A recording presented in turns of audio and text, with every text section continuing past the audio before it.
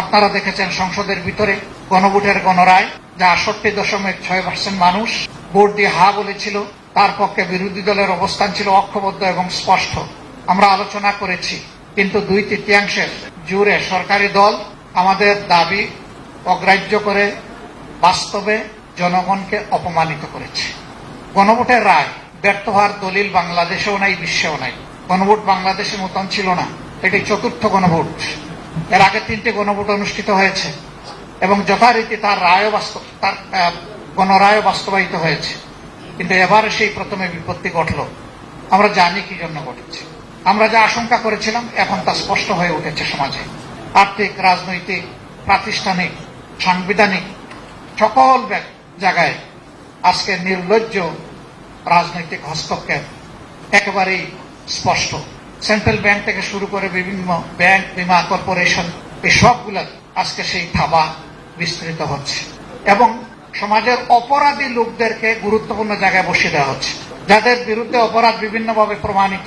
এইভাবে যদি দেশের অর্থনৈতিক ব্যবস্থাপনার উপর রাজনৈতিক অন্যায্য হস্তক্ষেপ অব্যাহত থাকে, তাহলে ইতিমধ্যেই অর্থনীতির দুই অঙ্গের এক অঙ্গ মাটির সাথে পড়ে গড়াগড়ি বাচ্ছে স্টক মার্কেট, আরেকটা অঙ্গ ব্যাংক, বীমা কর্পোরেশন।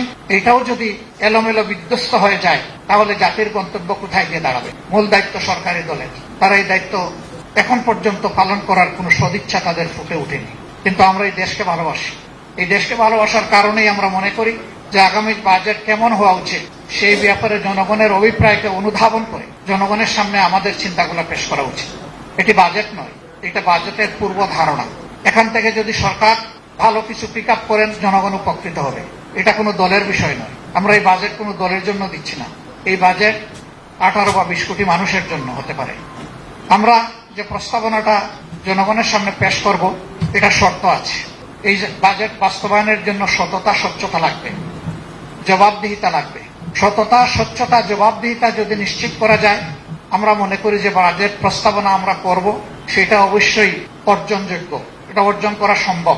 কিন্তু যদি সততা, স্বচ্ছতা এবং অ্যাকাউন্টেবিলিটি না থাকে, তাহলে যে বাজেট সরকারি দেব ওই বাজেট কার্যকর হবে না। আরো কিছু বিষয় আমাদের প্রস্তাবনায় থাকবে, সেটা এখানে এবং সংসদে। আমাদের ফিসকাল ইয়ার হচ্ছে জুলাই টু জুন। জুন মাস বর্ষা, খরা, দুর্যোগ, সাইক্লোন এগুলাতে সাধারণত আমাদের দেশ আক্রান্ত হয়।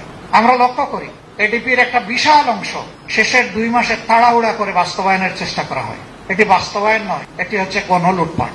এর সুফল জনগণ পায় না, কিছু অসৎ সুবিধাভোগীদের পকেটের সুফল চলে যায়। আমরা সংসদে প্রস্তাব দেব যে আমাদের ফিসকাল ইয়ারটি ক্যালেন্ডার ইয়ারের সাথে মিলিয়ে করা হোক, তাহলে বর্ষার পানিতে আমাদের টাকাগুলা ধুয়ে মুছে সাফ হয়ে যাবে না, এই টাকাগুলার খবর পাওয়া যাবে ইনশাল্লাহ। নিয়ম রয়েছে, সম্পূরক বাজেট বর্ষার পুরা হওয়ার মিনিমাম 3 মাস আগে সংসদে পেশ করতে হবে, কিন্তু আমরা সম্পূরক বাজেট পাবো এই শেষ মাসে।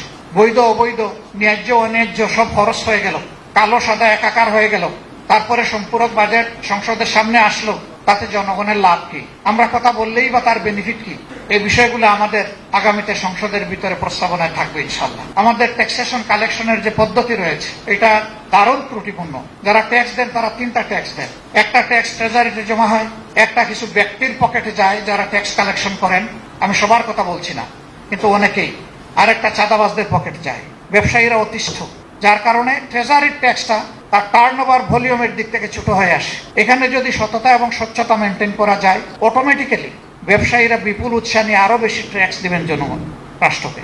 রাষ্ট্র এবং জনগণ উপকৃত হবে। তাছাড়া ট্যাক্স বেস ও সম্প্রসারণ করার প্রয়োজনকে আমরা অস্বীকার করি না। এই সবগুলোই আমাদের কনসিডারেশনে ইনশাল্লাহ থাকবে। এসবগুলো সামনে রেখেই আজকে আমরা প্রিয় দেশবাসীর কাছে জনবান্ধব একটি বাজেট প্রস্তাবনা আমাদের বিবেচনায় আমরা পেশ করতে যাচ্ছি। এর আসল বিচারক হবেন জনগণ। এই বাজেট পেশ করার পরে আমরা সচেতন জনগণের কাছ থেকে ফিডব্যাক আশা করব।